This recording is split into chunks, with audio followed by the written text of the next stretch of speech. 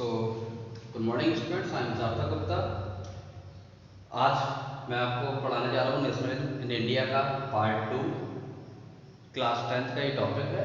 और जैसे कि मैंने आपको अभी प्रीवियस वीडियो में बताया था ना कि जो रोलेट सत्याग्रह था वो किस वजह से गांधी जी को बंद करना पड़ा था, तो अब उसके आगे हम पढ़ेंगे कि गांधी जी ने वो बंद करने के बाद उसको जब खत्म किया तो खत्म करने के बाद किस तरीके से उन्होंने एक दूसरा सत्याग्रह या एक दूसरा मूवमेंट स्टार्ट किया।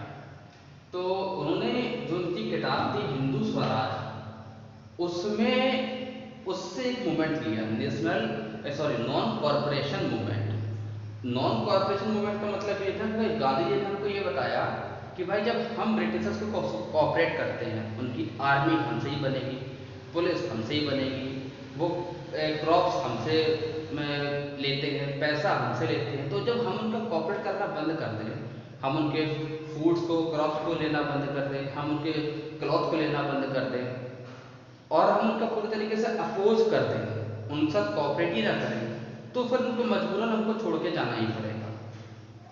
तो फिर क्या हुआ, लेकिन ये इतना पॉसिबल नहीं था, इतना आसान नहीं था, क्योंकि इसमें हिंदू मुस्लिम यूनिटी भी चाहिए थी।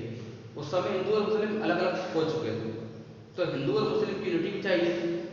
तो गांधी जी सबसे पहले दो जो मुस्लिम्स के सीनियर और यंग लीडर्स थे, मोहम्मद अली जिन्ना और शौकत अली, मोहम्मद अली जिन्ना एंड शौकत अली, इनके पास गए और गांधी जी ने इनसे क्या कहा कि टर्की में जो ऑटोमैन एम्परर था, फर्स्ट वर्ल्ड वॉर में ब्रिटिशर्स ने उनको हरा दिया था, वो हार गए थे, तो वो उस समय के पूरे वर्ल्ड के इस्लामिक स्पिरिचुअल के हेड थे। तो उन्होंने कहा कि वो उनको पूरी तरीके से खत्म करना चाहते हैं, हम इसमें आपका सपोर्ट करेंगे। 1920 में ये उनसे मिले थे, तो फिर मोहम्मद अली जिन्ना और शौकत अली ने गांधी जी का सपोर्ट करना स्टार्ट किया।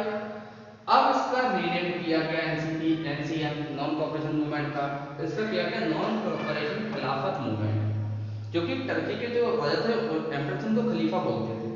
तो जनवरी 1921 में ये स्टार्ट हुआ। अब उस समय सारे स्टूडेंट्स थे, टीचर्स थे जो गवर्नमेंट स्कूल्स में पढ़ा रहे थे और पढ़ रहे थे, उन सबने रिजाइन कर दिया, स्कूल छोड़ दिए बच्चों ने, लॉयर्स ने जो लीगल प्रैक्टिस कर रहे थे वो सब बंद कर दिया, फॉरेन गुड्स को लेना बंद कर दिया, क्लॉथ्स को लेना बंद कर दिया, जलाना स्टार्ट कर दिया, उनका विरोध करना चालू कर दिया। लेकिन कब तक करते वो आखिर, क्योंकि ये कोई फिक्स टाइम तो था नहीं कब तक आज़ादी इनको मिलेगी।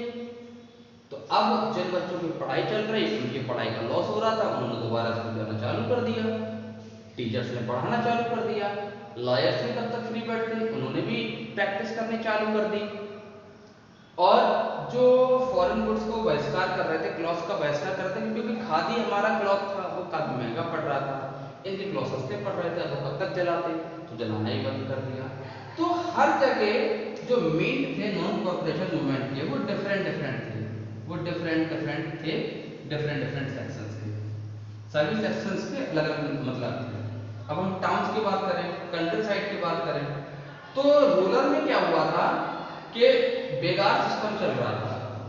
और बेगार सिस्टम में क्या था कि जो किसान बिना जमीन के थे, जिसको जमीन नहीं थी बिल्कुल भी, उससे ये लोग फ्री में काम करा रहे थे, थोड़ा बहुत खाने पीने को दे दिया। तो इस सिस्टम को पंडित जवाहरलाल नेहरू ने बाबा रामचंद्र के साथ मिलकर एक औध किसान सभा बनाया और इसमें इन्होंने डिमांड किया कि जो बेगार सिस्टम है उसको पूरी तरीके से खत्म किया जाए। अब ये भी स्टार्ट हो गया, इसके लिए भी स्टार्ट हो गया। लेकिन जो लोकल लीडर्स थे, जो लोकल लीडर्स थे, उन्होंने मिस इंटरप्रिटेंड करना स्टार्ट कर दिया, मतलब गलत उसके जो बयानबाजी तुम करने स्टार्ट कर दी, गांधीवाद आ गया, अब हमको टैक्स ही देना पड़ेगा। जो प्लांटेशन वर्कर्स थे उन्होंने भी कहा कि भैया हम इनसे जुड़ जाएं, हमको इसमें फायदा मिलेगा। तो जो प्लांटेशन वर्कर्स थे उन्होंने अपनी जॉब्स को छोड़ दिया। अब जॉब छोड़ छोड़ के भागने लगे, तो वहां की जो पुलिस थी, पुलिस ने पकड़ के उनको मारना चालू कर दिया।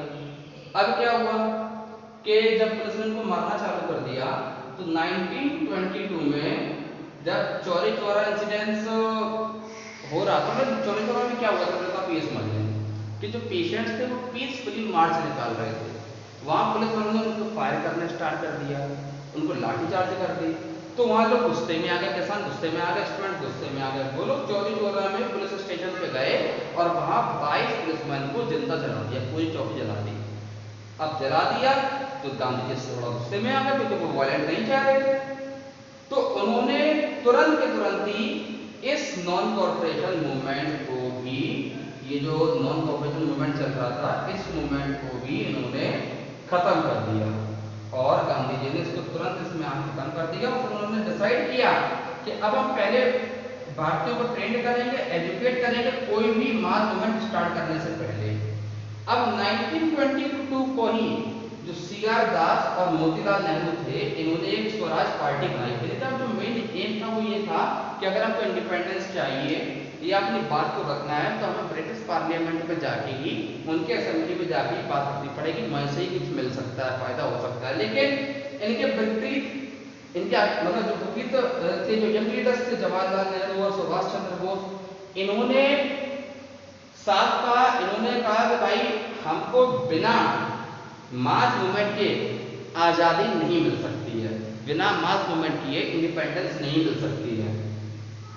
और इनका तरीका अलग था, उनका तरीका काफी डिफरेंट था। तो अब हम बात करेंगे पूर्ण स्वराज की, और इसके बाद में जो साइमन कमीशन आया था, साइमन कमीशन में क्या हुआ था, कैसे क्या हुआ, फिर आगे किस तरीके से स्लोगन्स लगाया गया गो बैक साइमन्स के, आखिर इसमें क्या खराबी थी, इंडिया को फ्रीडम किस तरह से मिला, ये सब मैं आपको अपने नेक्स्ट वीडियो में बताऊंगा। तो इसका मेरा पार्ट थर्ड वीडियो होगा नेशनलिज्म ऑफ इंडिया का, इन इंडिया का। सो आई होप आपको ये समझ आया होगा, और अगला वीडियो मैं बहुत जल्दी आपके लिए पोस्ट करूँगा। Thank you.